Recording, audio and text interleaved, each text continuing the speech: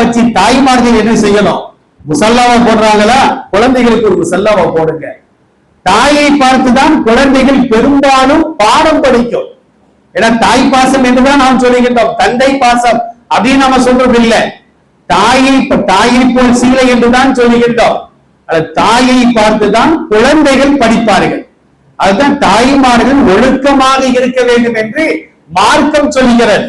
தாய்மார்களுக்கு மார்க்க கல்வி அவசியம் என்று நாம் சொல்வதற்கு என்ன காரணம்?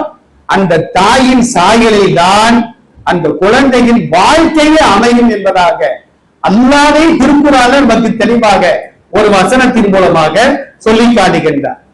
அப்போ 7 வயதாகிவிட்டால் தொழும்படி ஏவ வேண்டும். வகரிபூகும் அலைகா வஹும் அபுனாவு அஷ்ரிஸின். 10 வயதாகி தொழுகவில்லை என்றால் காயம்படாமல் அந்த குழந்தைகளை கண்டிக்க வேண்டும். அடிக்க வேண்டும் அர்த்தம், காயம் பண்ற மாதிரி அடித்து வெளுத்திடக்கூடாது. அப்ப காயம்படாமல் அவர்களை அடிக்க வேண்டும். நபி ஸல்லல்லாஹு அலைஹி வஸல்லம் தொடர்ந்து அந்த ஹதீஸ்ல சொல்லுவாங்க.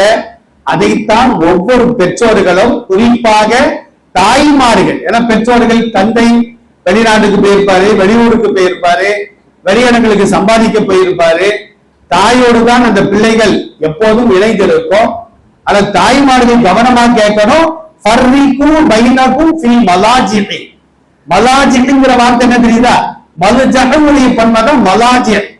மலுஜகனா படுக்கைன்னு அர்த்தம், மலாஜினா படுக்கைகள் அர்த்தம். படுக்கைகளிலே குழந்தைகளுக்கு மத்தியில் நீங்கள் பிரித்து போடுங்கள் அப்படின்னு ரசூலுல்லாஹ் சொல்றாங்க. நீங்க என்ன விளக்கம் தெரியுமா? 10 வயதாகிவிட்டால் நம்முடைய குழந்தைகளை ஒன்றாக படுக்க வைப்பது கூடாது. ஆண் குழந்தைகளையும் பெண் குழந்தைகளையும், அண்ணனையும் தம்பியையும், அக்காவையும் தங்கையையும் ஒன்றாக படுக்க வைப்பது கூடாது. அக்கா தங்கச்சி 2 பேரும் பெண்ணு தான் இருந்தாலும் 2 பேருக்கும் 10 வயதாகிவிட்டதா, அக்காவுக்கு ஒரு படுக்கை தனியா, தங்கச்சிக்கு ஒரு படுக்கை தனியா, அண்ணனுக்கு தனியா ஒரு படுக்கை, தம்பிக்கு தனியா ஒரு படுக்கை. சில வீடுகள் என்ன செய்வாங்க தெரியுமா? தாய்மார்கள் ஆண் குழந்தைகளை தங்களோடு படுக்க வைத்துக் கொள்வார்கள், தந்தைமார்கள் பெண் குழந்தைகளை தங்களோடு படுக்க வைத்துக் கொள்வார்கள். இஸ்லாம் இதை வன்மையாக கண்டிக்கின்றது. ஏன் அப்படின்னா 10 வயதாகிவிட்டால் அந்த குழந்தைகளின் உள்ளங்கள்ல பாலியல் சம்பந்தமான எண்ணங்கள் ஏற்படுகிறது. அப்ப கூட படுத்து இருக்குது அம்மாவா அப்படின்னு மகன் பார்க்க மாட்டான், கூட படுத்து கிடக்குது அத்தாவான் மகன் பார்க்க மாட்டான், கூட படுத்து இருக்கிறது தங்கச்சியா அப்படின்னு அண்ணன் பார்க்க மாட்டான், தம்பியான் அக்கா பார்க்க மாட்டான். ஷைத்தான் இடையில் நுழைந்து தகாத காரியங்களிலே அவர்களை ஈடுபடும்படி செய்து விடுவான் என்று இந்த ஹதீஸிற்கு முஹத்தீஸ்கள் விளக்கம் தருவார்கள். சமீபத்துல நாளிதழ்களில் வந்த ஒரு செய்தியை நாம் எல்லாம் பார்த்திருப்போம். ஒரு பெண் கர்ப்பம் அடைகின்றார் திருமணத்திற்கு முன்னால். அவரை கர்ப்பமாக்கியது யார் தெரியுமா? வேற யாரும் இல்லை, அவளை பெற்றெடுத்த தந்தையே கர்ப்பமாக்குகிறார். அப்ப அதுக்கு என்ன காரணம்? 1400 ஆண்டுகளுக்கு முன்னால் இந்த ஒழுக்கங்களை மகதாம்பா, ஆனாலும் படுக்க வைக்காத, சைத்தான் புகுந்து விளையாடுவார். அப்போ அதன் பள்ளிக்கும் பைனவும் மலாஜின்னு அர்த்தம். அந்த பருவ வயதை அடைவதற்கு முன்னால் 10 வயதாகிவிட்டால் படுக்கைகளை தனித்தனியாக போடுங்கள் என்பதாக பெருமானார் ஸல்லல்லாஹு அலைஹி வஸல்லம் அவர்கள் இந்த ஹதீஸின் மூலமாக நமக்கு தெளிவாக சொல்லி காட்டுகிறார்கள். அருமையான சகோதரிகளே, மறுமை நாள் ஆகிரத்துல அல்லாஹ் நம்மை எல்லாம் விசாரிப்பான், விசாரணை நடத்துவான். மஹ்ஷர் மைதானம் என்று நாம் சொல்லுகின்றோம். அந்த மஹ்ஷர் மைதானத்துல முதல் விசாரணை என்ன தெரியுமா? அதாவது நோன்பை பற்றி அல்ல, ஹஜ்ஜை பற்றி அல்ல, ஜக்காத்தை பற்றி அல்ல, ஜிஹாதை பற்றி அல்ல, முதல் விசாரணையை தொழுகை பற்றி தான். அபூ ஹுரைரா ரலியல்லாஹு அன்ஹு அறிவிக்கக்கூடிய செய்தி, அபூ தாவூத் என்ற நூலிலே 864 865 2 ஹதீஸ்களிலே சஹீஹான செய்தியாக பதிவு செய்யப்படுகிறது. இன்ன அவ்வளமா யுஹாஸபு அன்னாசு பிஹி யௌமல் கியாமா மின் அஅமாலிஹிம் அஸ்ஸலா. மறுமை நாள் ஆகிரத்திலே மனிதர்கள் செய்யக்கூடிய வணக்க வழிபாடுகளில் முதலாக விசாரிக்கப்படுவது தொழுகை சம்பந்தமாகத்தான். அல்லாஹ்வுடைய சன்னிதானத்துல நம்மளை நிப்பாட்டின உடனே நம்மள்கிட்ட கேட்கிற கேள்வி என்ன? நபிமார்களாக இருக்கட்டும், சஹாபாக்களாக இருக்கட்டும், வழிமார்களாக இருக்கட்டும், நம்மை போன்ற சாமானியர்களாக இருக்கட்டும், நம்மிடத்தில் முதல் விசாரணை என்ன அப்படின்னா தொழுதியா அப்படின்னு தான் கேட்பான். அல்லாஹ்வுக்கு தெரியும் இவர் 5 நேரம் தொழுதாரா தொழுகலையா, யாருக்காண்டி தொழுதாரு, எதற்காண்டி தொழுதாரு. தொழுகை என்பது அல்லாஹ்விற்காகத்தான் தொழுக வேண்டும், பிறருக்கு காட்டுவதற்காக நாம் தொழுவது கூடாது. சூரத்துல் மாஊன் நம்ம எல்லாம் கேள்விப்பட்டிருப்போம். ஐத்தல்லதி கத்னிபு பித்தி, அந்த சூறாவை எடுத்து பாருங்கள். ஃபவைலுல் லில் முஸல்லீன் அல்லதீனஹும் அன் ஸலாத்திஹிம் சாவூன் அல்லதீனஹும் யுராஊன வ யம்னஊனல் மாஊன் என்று அல்லாஹ் அந்த வசனங்களை சொல்வார். வைல்னா என்ன அர்த்தம்? நாசம், கேடு அப்படின்னு அர்த்தம். யாருக்கு கேடு உண்டாகட்டும்? லில் முஸல்லீன், 5 நேரம் தொழக்கூடிய தொழுகையாளிகளுக்கு கேடு உண்டாகட்டும். அப்ப அல்லாஹ் தொழுகையாளிகளுக்கு கேடுங்கிறான, அப்ப இந்த முஸல்லாவை சுருட்டி வச்சிட வேண்டியதான் நினைச்சிடக்கூடாது. அடுத்து வரக்கூடிய வசனங்களை நாம் பார்க்க வேண்டும். அல்லதீனஹும் அன் ஸலாத்திஹிம் சாஹூன், தங்கள் தொழுகைகளிலே அவர்கள் பொதுவோக்காக இருப்பார்கள். சில பேரை நம்ம பார்க்கிறோம், பள்ளிவாசல்ல பார்த்தா இந்த வேடிக்கையெல்லாம் ரொம்ப பார்க்கலாம். தக்பீர் கட்டின பின்னால்தான் சட்டையில உள்ள பட்டன் எல்லாம் சரியா இருக்கான்னு பார்ப்பார் தொழுதுகிட்டே. அப்புறமா கையில கட்டி இருக்கிற கடிகாரத்துல டயமும் பள்ளிவாசல் டைமும் ஒன்னா இருக்கான்னு பார்ப்பார். யாராவது அங்கங்க போனா திரும்பி பார்க்கிறது, தொப்பியை சரி செய்யறது, வேசி அவுத்து கட்டுறது, இந்த மாதிரி சேட்டைகள்லாம் செய்வாங்க. இதுதான் சாவு. ஒத்த கால நிற்கிறது. பெண்கள் எப்படி சொல்லுகிறாங்க நம்மளுக்கு தெரியாது. சோர்ல சாஞ்சி நிற்கிறது, தூண்ல சாஞ்சி நிற்கிறது, இதெல்லாம் சாகுல கட்டுப்படும். இந்த மாதிரி தொழுகையிலே யாரு பொதுபோக்காக இருக்கிறார்களோ இவர்களுக்கெல்லாம் நாசம் உண்டாகட்டும். பெண்களை பொறுத்த மட்டிலும் தலைமுடி ஒரு முடி கூட வெளியே தெரியக்கூடாது. மார்க்க சட்டம் இது. தலையில நல்ல விதமாக அந்த ஹிஜாபை அணிந்துதான் தொழுக வேண்டும். ஒரு முடி கூட நமக்கு வெளியே தெரியக்கூடாது. இன்னைக்கு பெரும்பாலான பெண்கள் புர்கா போடுறாங்க, வரவேற்கத்தக்கது. ஆனா சடையை தூக்கி வெளியே தூக்கி போட்டுக்கிறாங்க. முடி என்பது ஹராம் கிடையாதா? முடி என்பது மறைக்கப்பட வேண்டிய ஒரு பொருள். உள்ளங்கையும் முகமும் பாதமும் தவிர மற்ற பகுதிகள் அனைத்தும் பெண்களுக்கு அலங்காரம் தான். அவைகளை மறைக்க வேண்டும். தொழுகையில முடி வெளியே தெரிந்து விட்டால், அவுரத்து வெளியாகிவிட்டால் தொழுகையே பாத்தில். அதை விட்டுட்டு மறுபடியும் தான் நம்ம தக்பீர் கட்டி தொழுகிறோம். சமீபத்துல பெண்கள்லாம் இப்போ ரமலான் மாதத்துல பள்ளிவாசலுக்கு போக ஆரம்பிச்சுட்டாங்க. பள்ளிவாசல் நிர்வாகமும் தராவி தொழுகைக்காண்டி அவர்களுக்கு அனுமதிக்கிற.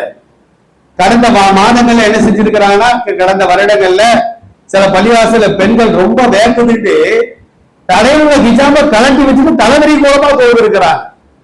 இது எதற்காக? மார்க்க சட்டம் அவர்களுக்கு தெரியவில்லை. இப்ப ஆண்கள் தலையை மறைக்கணும் அவசியம் கிடையாது.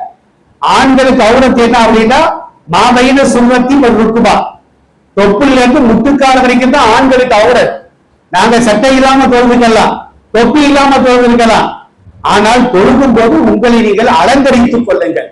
குது சீனத்தப்போ இந்த புள்ளி மஸ்திலே, தொழுகின்ற நேரத்திலே உங்களை அலங்கரித்துக் கொள்ளுங்கள் என்று அல்லாஹ் சொன்ன காரணத்தினால சட்டை இல்லாமல் தொழுதாலும் கூடும் என்றாலும் சட்டை அணிந்து தொழுவது சிறப்பிற்குரியது என்று அந்த ஹதீஸிற்கு முஃபஸ்ஸிரீன்கள் அற்புதமான விளக்கத்தை தருவார்கள். ஆனா பெண்களை பொறுத்த மட்டிலும் அவுரத்துகளை மறைக்க வேண்டும். குறிப்பாக தலைமுடியை மறைத்தாக வேண்டும். இப்ப நபி ஸல்லல்லாஹு அலைஹி வஸல்லம் சொல்றாங்க, ஒரு மனிதர் எப்படி தொழுதார், யாருக்காக தொழுதார் என்பதெல்லாம் அல்லாஹ்வுக்கு தெரியும். இருந்தாலும் கண்காணிப்பதற்காக அல்லாஹ்வினால் நியமனம் செய்யப்பட்ட வானவர்களை அழைத்து அல்லாஹ் கேட்பான், என் அடியான் எப்படி தொழுதான், 5 நேரங்கள் பரிபூர்ணமாக தொழுதானா, அல்லது குறையுள்ள தொழுகையாக இருந்ததா, தொழுகையில் அதாவது திரும்பி பார்த்தானா, இன்னைக்கு பெரும்பாலும் என்ன செய்யறாங்கன்னா தொழுகையில திரும்பி தான் பார்க்கிறாங்க. திரும்பி பார்க்கிறதுனால தொழுகை பாத்தில் கிடையாது. நம்முடைய உள்ளம் கல்வி தான் கிபிலாவை நோக்கி இருக்கணும். ஒருத்த உடலையே கிழக்க நோக்கி வடக்க நோக்கி திருப்பிட்டான்னு வச்சுக்கிடுவோம், அப்ப தொழுகை பாத்திலா போயிடும். முகத்தை திருப்பினால் அது ஒரு குறைதானே தவிர இஃப்திராசு ஷைத்தான், ஷைத்தானுடைய பறித்தல் அப்படின்னு ரசூலுல்லாஹ் சொல்லுவாங்க. அங்க நம்ம திரும்பி பார்த்தோம் அப்படின்னா யார் போறா யார் வாரா என்ன நடக்குது, என்னமோ ரோட்ல சத்தம் கேட்குத, அடுப்பாங்கரையில பூனை விட்டுற மாதிரி இருக்குது, இப்படி நம்ம திரும்பி பார்த்தோம் அப்படின்னா எத்தனை ரக்காத்து தொழுது நமக்கு ஞாபகம் இல்லாம போயிடும். லுகர்ல 3 ரக்காத்திலே சலாம் கொடுத்துட்டு வந்துட்டு இருப்போம், 5 ரக்காத்து 6 ரக்காத்து அது பார்த்து ஓடிக்கிட்டே இருக்கும். அதனால அது ஷைத்தானுடைய பறித்தல் என்று பெருமானார் ஸல்லல்லாஹு அலைஹி வஸல்லம் சொல்வார்கள். அப்ப அல்லாஹ்வுக்கு எல்லாமே தெரிகின்றாலும் கூட மலக்குகளை கூப்பிட்டு கேட்பான், என் அடியான் தொழுதது பரிபூர்ணமா பரிபூர்ணம் இல்லாததா? அப்ப மலக்குகள் சொல்லுவாங்க, யா அல்லாஹ் அவரு தாமத்தன் பரிபூர்ணமாகத்தான் தொழுதார். இப்ப அல்லாஹ் கேட்பான், என் அடியானுடைய தொழுகையில் ஏதாவது குறைகள் இருக்குமானால் அவன் ஏதாவது சுன்னத்தை நபில் தொழுகிறானா அப்படின்னு நீங்க பாருங்க. இப்போ ஒரு சுவர் கட்டுறோம், ஒரு கட்டிடம் கட்டி கட்டோம், ஒரு சுவர்ல சின்ன ஓட்டை இருக்குன்னு வச்சுக்கிடுவோம். அந்த ஓட்டை அடைக்க நாம என்ன செய்வோம், முழு செங்கலை கொண்டு வர மாட்டோம், உடைந்து போன சின்ன செங்கலை கொண்டு வந்து சாந்த வச்சு நாம பூசிக்கிடுவோம், அந்த குறை இல்லாமல் போய்விடும். அது போன்றுதான் ஃபர்லான தொழுகையில ஏதாவது ஒரு குறைகள் இருக்குமானால் அந்த குறையை நிவர்த்தி செய்வதற்கு சுன்னத்தான தொழுகை இருக்குதா, அந்த சுன்னத்தை கொண்டு வாங்க. நஃபிலான தொழுகை இருக்குதா, அந்த நஃபிலான தொழுகையை கொண்டு வாங்க. அந்த ஃபர்லில் ஏற்பட்ட குறைகளை இந்த சுன்னத்து நஃபிலை கொண்டு நிவர்த்தி செய்யுங்கள் என்று அல்லாஹ் மலக்குகளுக்கு கூறுவான் என்பதை பெருமானார் ஸல்லல்லாஹு அலைஹி வஸல்லம் அவர்கள் சொல்லி காட்டுவார்கள். அதனால ஃபர்ல மட்டும் தொழுதா போதும் அப்படின்னு நாம நினைக்க கூடாது. ஃபர்லோடு சேர்த்து சுன்னத்துகள் முன் சுன்னத்துகளை பேண வேண்டும். அது முன் சுன்னத்துகள்ல 12 ரக்காத் இருக்குது, கட்டாயமாக தொழுக வேண்டிய 12 ரக்காத்துகள். ஃபஜ்ர்ல முன் சுன்னத்து 2, லுஹர்ல முன் சுன்னத்து 4, 6 ஆயிடுச்சா. லுஹர்ல பின் சுன்னத்து 2 8, மக்ரிப்ல பின் சுன்னத்து 2 10, இஷாவுல பின் சுன்னத்து 2 12. இந்த 12ம் சுன்னத்தி முஅக்கதா என்று நபி ஸல்லல்லாஹு அலைஹி வஸல்லம் சொல்வார்கள். இது அல்லாத அஸர்ல முன் சுன்னத்து, அது மாதிரி இஷாவுல முன் சுன்னத்து, இதெல்லாம் தொழுகணும் நினைச்சா நம்ம தொழுகலாம், பொறுப்போக்காக விடுவது கூடாது என்பதையும் மார்க்கம் சொல்லி காட்டும். அருமையான சகோதரிகளே, இப்ப நாமெல்லாம் மூமின்களாக இருக்கின்றோம், ஏகத்துவவாதிகளாக இருக்கின்றோம். ஏகத்துவவாதினா நம்ம தப்பா கணக்கு போட்டுட்டு இருக்கிறோம். ஏகத்துவவாதினா என்ன அர்த்தம்? தௌஹீத்வாதினா அல்லாஹ்வை மட்டும் கடவுளாக ஏற்று அல்லாஹ்வை மட்டும் வணங்கக்கூடியவர்களுக்குத்தான் தௌஹீத் என்று சொல்லப்படும். நபி ஸல்லல்லாஹு அலைஹி வஸல்லம் சொல்வதாக ஜாபீர் ரலியல்லாஹு அன்ஹு அறிவிக்கக்கூடிய செய்தி அபூதாவூத், முஸ்லிம், திர்மதி, நசாயி போன்ற நூல்கள்ல சஹீஹான செய்தியாக பதிவு செய்யப்படுகிறது. இதை நாமும் ஆழமாக சிந்தித்து பார்க்க வேண்டும். நம்முடைய குடும்பத்தில் யாராவது தொழுகை இல்லை என்றால், நமக்கு தெரிந்த குடும்பங்களில், நம்முடைய உறவுகளில், அண்டை வீட்டாரில் யாரும் தொழுகாமல் நாங்களும் முஸ்லிம்கள் தான் அப்படின்னு சொன்னா அவர்களுக்கு இந்த ஹதீஸை நாம் எடுத்துரைக்க வேண்டும். கேட்பது நம்முடைய நோக்கம் அல்ல, பேசக்கூடிய நானும் என்னுடைய வாழ்க்கையில கொண்டு வரணும், கேட்கக்கூடிய நீங்களும் உங்களுடைய வாழ்க்கையில் கொண்டு வர வேண்டும். வாழ்க்கையில கொண்டு வந்தா மட்டும் போதாது, நாம் கற்றதை மற்றவர்களுக்கு எடுத்துரைக்க வேண்டும். அது நம் மீது தார்மீக பொறுப்பு. நபி ஸல்லல்லாஹு அலைஹி வஸல்லம் ஒரு ஹதீஸ்ல சொல்லுவாங்க, பல்லிகு அன்னி வலவ் ஆயா, என்னிடமிருந்து ஒரு சின்ன செய்தியை நீங்கள் கேட்டாலும் மற்றவர்களுக்கு அதை எடுத்து கூறுங்கள், எடுத்துரையுங்கள். சில பேர் இந்த பல்லிகு அப்படிங்கிறது எடுத்து எத்தி வையுங்கள், எத்தி விடுங்கள் அப்படின்னு சொல்லுவாங்க. தயவு செய்து அந்த மாதிரி அர்த்தம் வைப்பது கூடாது. பல்லகனை எத்தி வைத்தான் அப்படின்னா என்ன அர்த்தம்? அடுத்த என்ன, அவர் என்ன ஃபுட்பாலா காலால எத்தி விடுறதுக்கு? பல்லக அப்படின்னா எடுத்துரைத்தான், எடுத்து சொன்னான். நம்ம ஓதுற காலத்திலேயே இந்த மாதிரி சின்ன சின்ன விஷயங்கள் எல்லாம் நாம தெரிந்து கொள்ள வேண்டும். பல்லக தபலீக்னா என்ன அர்த்தம்? எத்தி வைத்தல் அல்ல. சில தர்ஜுமாக்கள்ல சில ஹதீஸ் நூல்கள்ல பல்லக அப்படிங்கிறது எத்தி வைத்தான் தான் தமிழாக்கம் செஞ்சிருக்கிறாங்க. ஆனா தமிழ் அகராதியை நாம் புரட்டி பார்த்தால் எத்தி விடுதல் எத்தி வைத்தல் அப்படின்னா காலால எத்தி விடுறதுக்கு தான் அந்த வார்த்தையை பயன்படுத்துவார்கள். அப்ப நம்ம கேட்ட செய்திகளை நம்மிடத்தில் மாத்திரம் நாம் வைத்துக் கொள்ளாமல் மற்றவர்களுக்கும் நாம் எடுத்துரைக்க வேண்டும். தொழுகும் சொல்லி ஒரு ஆள் தொழுவிட்டான்னு வச்சுக்கிறோம். ஜக்காத்தை கொடுக்காத ஒரு செல்வந்தர் ஜக்காத்தை கொடுங்கன்னு சொல்றோம். நாம சொன்னதுனால அவர் ஜக்காத்தை கொடுத்து விட்டால் அத்தாது அலல் கைரி கஃபாயிலி எல்லாத்துக்கும் ஹதீஸ் ஆதாரம் இருக்கிறார். ஒரு மனிதர் ஒரு நல்ல காரியத்தை செய்யும்படி தூண்டுவாரேயானால் அதை செய்தவருக்கு என்ன கூலி கிடைக்குமோ அதில் அவருக்கு கொஞ்சம் கூட குறையாமல் எடுத்து சொன்னவருக்கும் அந்த கூலியை போன்ற கூலி கிடைக்கும் என்று நபி ஸல்லல்லாஹு அலைஹி வஸல்லம் சொல்லுகின்றார்கள். அப்ப ரசூலுல்லாஹ் என்ன சொல்றாங்கன்னா பைனல் அபுதி வ பைனல் குஃப்ரி தர்குஸ் ஸலா. ஒரு மனிதன் மூமினாக இருப்பதற்கும் மூமின் அல்லாதவனாக இருப்பதற்கும் வித்தியாசம் என்னவென்றால் தர்குஸ் ஸலா தொழுகையை விடுவதுதான். தொழுதால் அவர் மூமின், தொழுகவில்லை என்றால் அவர் மூமின் அல்ல. மற்றொரு செய்தியை பாருங்க, ஜாபிர் ரலியல்லாஹு அன்ஹு தான் இந்த ஹதீஸ் அறிவிக்கிறாங்க. இன்ன பைனர் ரஜுலி வ பைன ஷிர்கி வல் குஃப்ரி, இணை வைத்தலுக்கும் இறை மறுப்புக்கும் ஈமானுக்கும் மத்தியில் வித்தியாசமாகிறது தர்குஸ் ஸலா தொழுகையை விடுவதுதான். ஷிர்க் இருக்குத, குஃப்ர் இருக்குத, இதோடு ஒருவர் இறந்து விட்டால் அல்லாஹ் பாதுகாக்க வேண்டும். ஒருவர் இறந்து விட்டால் அவர் நிரந்தரமாக நரகத்தில் தான் கிடக்க வேண்டும். அல்லாஹ் ரப்பல் ஆலமீன் ஷிர்கை பற்றி தெளிவாகவே பேசுகின்றார். ஒமை யுஷ்ரிக் பில்லாஹி ஃபகத் ஹர்ரமல்லாஹு அலைஹில் ஜன்னah வ மஅவாஹு அன்-நார். ஒருவர் அல்லாஹ்விற்கு இணை வைத்து விட்டால் அவர் மீது அல்லாஹ் சுவர்க்கத்தை ஹராமாக்கி விடுகிறார். சொர்க்கம் ஹராம்னா என்ன அர்த்தம்? எட்டி கூட பார்க்க முடியாது. சுவர்க்கத்தின் வாடகை கூட நுகர முடியாது. சுவர்க்கத்தின் வாடகை எவ்வளவு தூரத்துக்கு அடிக்கும்? இப்ப நாம உட்கார்ந்து இருக்கிறோம், இந்த இடம் சொர்க்கம் வச்சுக்கிறோம். உண்மையிலே இது சொர்க்கம் தான். அல்லாஹ் ரசூலை பற்றி இதெல்லாம் பேசப்படுதோ அந்த சபைகள்லாம் சொர்க்கம் தான். சொர்க்கத்துல கவலை இருக்காது, துக்கம் இருக்காது. இங்க நீங்க எல்லாம் அமர்ந்திருக்கீங்க, உள்ளத்துல பார்த்தா ஒரு வகையான மகிழ்ச்சி, ஒரு சக்கீனா, ஒரு அமைதி ஏற்படும். ரசூலுல்லாஹ் சொல்றாங்க. அப்ப இந்த இடத்துல நாம அமர்ந்து இருக்கிறோம். ஒரு மனிதர் வேகமாக செல்லக்கூடிய ஒரு வாகனத்தில் ஏறி அமர்ந்து 100 வருஷம் இடைவிடாமல் பயணம் செய்தால் எவ்வளவு தூரத்தை அவர் கடப்பாரோ சொர்க்கம் அங்க இருக்கு. கற்பனை செய்து கூட பார்க்க முடியவில்லை. அவ்வளவு தூரத்துல சொர்க்கம் இருக்குன்னா அங்க இருந்து சொர்க்கத்தின் வாடை நமக்கு அடித்துக் கொண்டே இருக்கும். அந்த மாதிரி இடத்திற்கு கூட இணை வைப்பவர்கள் செல்ல முடியாது. அப்ப சுவர்க்கத்தை விட்டும் மிக தூரமாக அவர்கள் தூரமாக்கப்படுவார்கள் என்பதாக அல்லாஹ் ரப்பல் ஆலமீன் அல் குர்ஆனிலே சொல்லி காட்டுகின்றார்.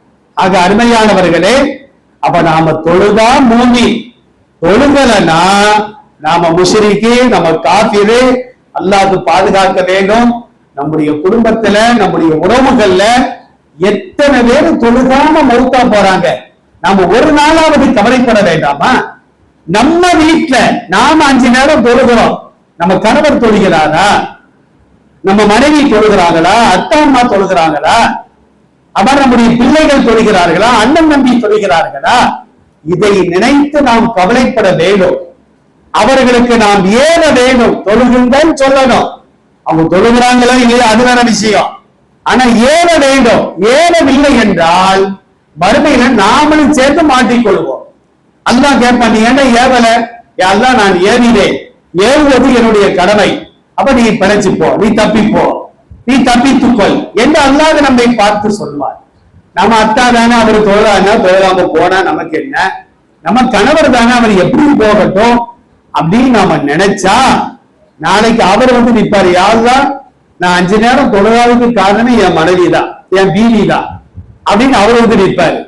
இந்த அம்மா யாருலாம் நான் தொழுகாததுக்கு காரணமே என் கணவர் தான், அவர் மட்டும் என்ன சொர்க்கத்துக்கு போறது, நான் என்ன நரகத்துக்கு போறது, நான் தொழுவாததுக்கு காரணம் அவரு தானே, அந்த அம்மா தானே அப்படின்னு 2 பேரையும் சேர்த்து அல்லாஹ் என்ன செய்வானா, சொர்க்கத்துக்கு அனுப்பிட மாட்டான், நரகத்துக்கு அனுப்புவான் என்பதையும் பெருமானார் ஸல்லல்லாஹு அலைஹி வஸல்லம் சொல்லி காட்டுவார்கள்.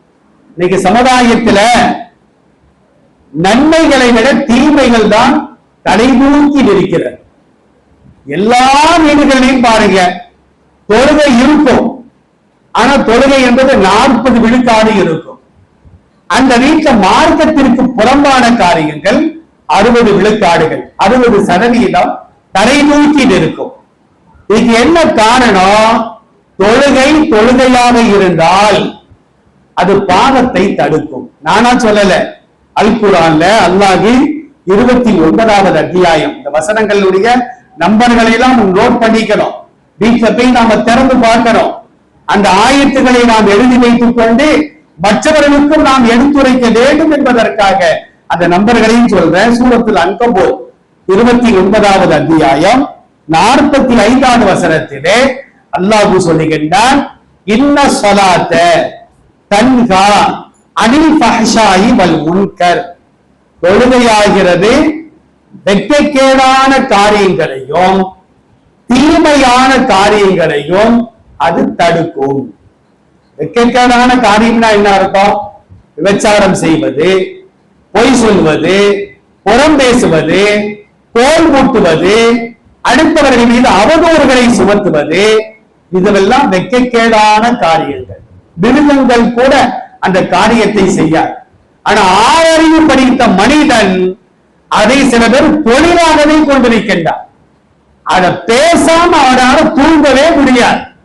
காலையில எழுந்தோட பல்ல விளக்குறான இல்லையோ, யாரையாவது பத்தி புறம் பேச வேண்டும், குறை சொல்ல வேண்டும், எவன் மீதாவது அவதூறுகளை சுமத்த வேண்டும், இல்லைன்னா அவனால அன்னைக்கு வாழவே முடியாது.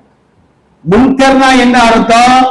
வட்டி, மது, மாது, அதே நேரத்தில் போதை பழக்க வழக்கம். இன்னைக்கு இஸ்லாமிய இளைஞர்களுக்கு மத்தியில இந்த மாதிரி தீமைகள் நடமாடுகிறதா இல்லையா? அதுக்கெல்லாம் என்ன காரணம்? இன்னைக்கு இளைய சமுதாயம் பள்ளிவாசல் இருந்து பார்த்தா எல்லாம் 60-70 தாண்டதான் சப்பரடிக்கு உட்கார்ந்தா எந்திக்க முடியாது, எந்திரிச்சா உட்கார முடியாது. அப்படிப்பட்ட நபர்கள் தான் பள்ளிவாசலுக்கு தொழுகைக்கு வருகிறார்கள். இளைய சமுதாயத்தை நாம் பார்க்கின்ற பொழுது அவர்களை கூட்டம் கூட்டமாக காணுவதாக இருந்தால் கல்லூரிகளின் வாசல்கள்ல, பெண்கள் கல்லூரி வாசல்கள்ல, பேருந்து நிலையங்கள்ல, மக்கள் கூடுகின்ற நேரங்கள்ல, நாளைக்கு பாருங்க தேரோட்டம், அதை பார்த்தா நம்ம முக்காடும் சேர்ந்து நிற்குது. இவங்களுக்கு அங்க என்ன வேலை? இஸ்லாமிய இளைஞர்களுக்கு அங்க என்ன வேலை நம்ம கேட்கிறோம்.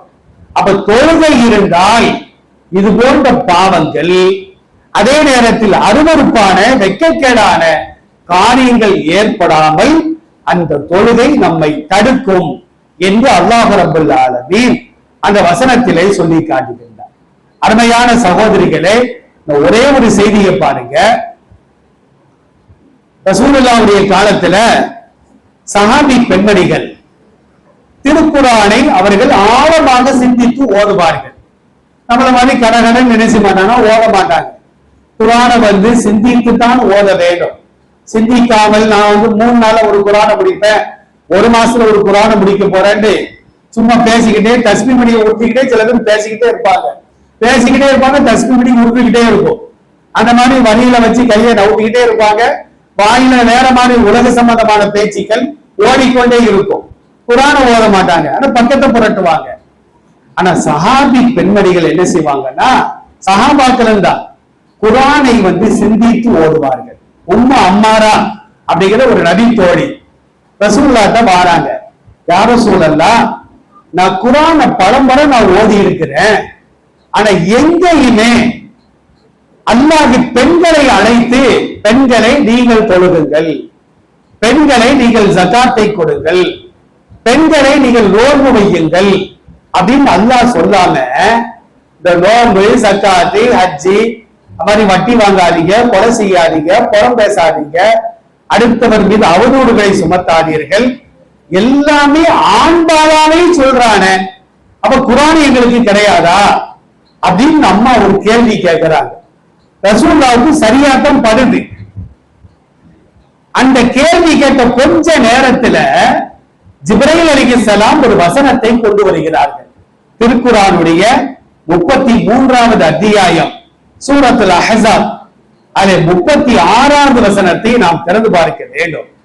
அந்த ஆயத்தில் அல்லாஹ் என்ன சொல்றானா, ஆணையும் பெண்ணையும் சேர்த்து சேர்த்து அல்லாஹ் தெளிவாக சொல்வார்.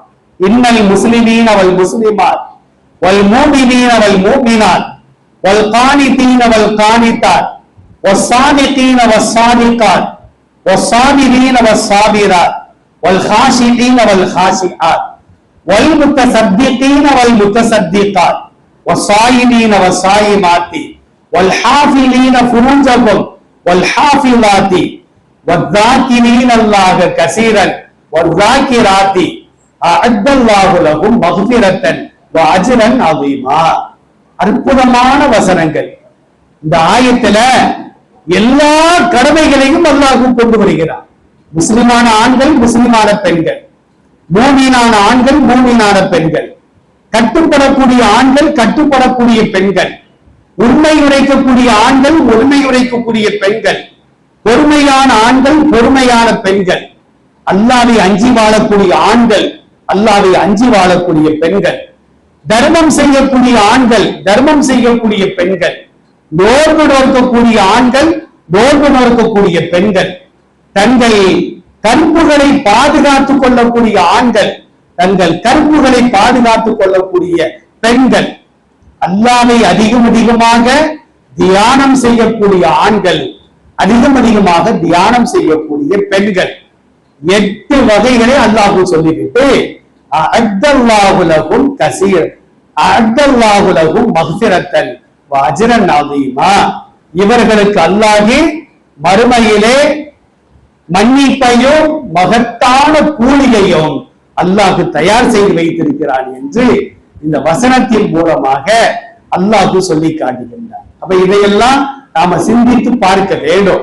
மறுமை நாள் ஆகிரத்தில் சொர்க்கத்திற்கு சொர்க்கவாதிகள் போயிருவாங்க, நரகத்திற்கு நரகவாதிகள் போயிருவாங்க. அல்லாஹ் என்ன செய்வானா, சொர்க்கவாதிகளையும் நரகவாதிகளையும் சந்திக்கின்ற அளவிற்கு ஒரு ஏற்பாடு செய்வார். நரகவாதிகள் நரகத்துல கிடப்பாங்க, சொர்க்கவாதிகள் சொர்க்கத்தில் இருந்துகிட்டே என்ன செய்வாங்கன்னா 2 பேரும் பேசிக் கொள்வார்கள். என்ன பேசுவாங்க அப்படிங்கிறத சூரத்துல் முத்தஸிர் 74வது அத்தியாயத்துல 40லிருந்து 48வது வசனம் வரையிலும் அல்லாஹ் சொல்வார். சொர்க்கவாதிகள் கேட்பாங்க, மா சலக்கக்கும் ஃபீ சக்கர், நரகத்தில் உள்ளவர்களே உலகத்துல வாழும் பொழுது ஒன்னாதானே வாழ்ந்தோம், நீங்க இப்ப நரகத்துல கிடைக்கிறீங்களே அதுக்கு என்ன காரணம் அப்படின்னு கேட்கும் பொழுது நரகவாதிகள் என்ன சொல்லுவாங்க தெரியுமா, லம்மக்கும் மினல் முஸல்லீன், நாங்கள் 5 நேரம் தொழவில்லை, அதனாலதான் நரகத்துக்கு வந்தோம். சக்காத்தை கொடுத்திருப்பாங்க, ஹஜ்ஜி செஞ்சிருப்பாங்க, நோன்பு நோச்சிருப்பாங்க, உறவுகளை சேர்ந்து வாழ்ந்திருப்பார்கள், ஹலால் ஹராமை பேடி வாழ்ந்திருப்பார்கள். ஆனா அவங்க செய்யாத ஒரு நன்மை என்னது, 5 நேரம் தொழுகல. அல்லாஹ்வே திருக்குர்ஆனில் சொல்லி காட்டுகின்றார், லம் நக்கு மினல் முஸல்லீன், நாங்கள் 5 நேரம் தொழவில்லை. வலம் நக்கு முத்இமுல் மிஸ்கீன், பசித்தவர்களுக்கு நாங்கள் உணவளிக்கவில்லை. வகுன்னா நகூனு மஅல் காயிதீன், தீனர்களோடு நாங்கள் ஈடுபட்டிருந்தோம். ஒரு காலகட்டத்துல, டிவி வராத காலகட்டத்துல ரேடியோக்கள் ஒலித்துக் கொண்டு இருக்கும். பாங்கு சத்தம் கேட்டவொடனே நம்ம தாய்மார்கள் பாய்மார்கள் என்ன செய்வாங்கன்னா ரேடியோவை ஆஃப் பண்ணிடுவாங்க. அப்புறமா டிவி வந்துச்சு, டிவியும் ஆஃப் பண்ணிடுவாங்க. அப்புறமா ஒரு காலம் வந்துச்சு, டிவில வந்து சவுண்ட வந்து குறைச்சு வச்சிருவாங்க. அப்புறமா ஒரு காலம் வந்துச்சு, சவுண்ட குறைக்கிறது பதிலா மியூட்ல வச்சிருவாங்க. காட்சிகளை மட்டும் பார்த்துக்கிட்டே இருப்பாங்க, சவுண்ட கேட்க மாட்டாங்க. இப்ப உள்ள காலத்துல என்ன செய்வாங்கன்னா பாங்கு சத்தம் நம்ம காதுல விழக்கூடாங்கிறதுக்காண்டி டிவி சவுண்ட எந்த அளவுக்கு கூட்ட முடியுமோ அந்த அளவுக்கு கூட்டி வச்சிருவாங்க. இது யாருடைய காரியம் தெரியுமா, ஷைத்தானுடைய காரியம். அவன் பாங்கின் சப்தம் தன் காதிலும் முஸ்லிம்களுடைய காதுகளிலும் விழக்கூடாது என்பதற்காக என்ன செய்வான் அப்படின்னா, அவன் காற்றை பிடித்தவாறு பள்ளிவாசலை விட்டு வெளியேறுவான் என்பதாக பெருமானார் ஸல்லல்லாஹு அலைஹி வஸல்லம் சொல்றாங்க. அதனால தொழவில்லை என்றால் நாம நரகத்திற்குத்தான் செல்ல வேண்டிய சூழல் ஏற்படும். எல்லாம் அல்ல இறைவன் பேசியதின் அடிப்படையில், கேட்டதின் அடிப்படையில் மரணம் ஏற்படுகின்ற வரையிலும் எந்த நிகழ்ச்சிகள் குடும்பத்தில் நடைபெற்றாலும் கூட தொழுகையை விட்டு விடாமல் மௌத்து வரையிலும் 5 நேரங்கள் தொழக்கூடிய நன்மக்களாக என்னையும் உங்களையும் நம் குடும்பத்தார்களையும் வருங்கால நம்முடைய சந்ததிகளையும் அல்லாஹ் ரப்பல் ஆலமீன் முழுமையாக ஆக்கி அருள் புரிவானாக. வாஹிரு தஅவானா அனில் ஹம்துலில்லாஹி ரப்பில் ஆலமீன். அஸ்ஸலாமு அலைக்கும் வரஹ்மத்துல்லாஹ்.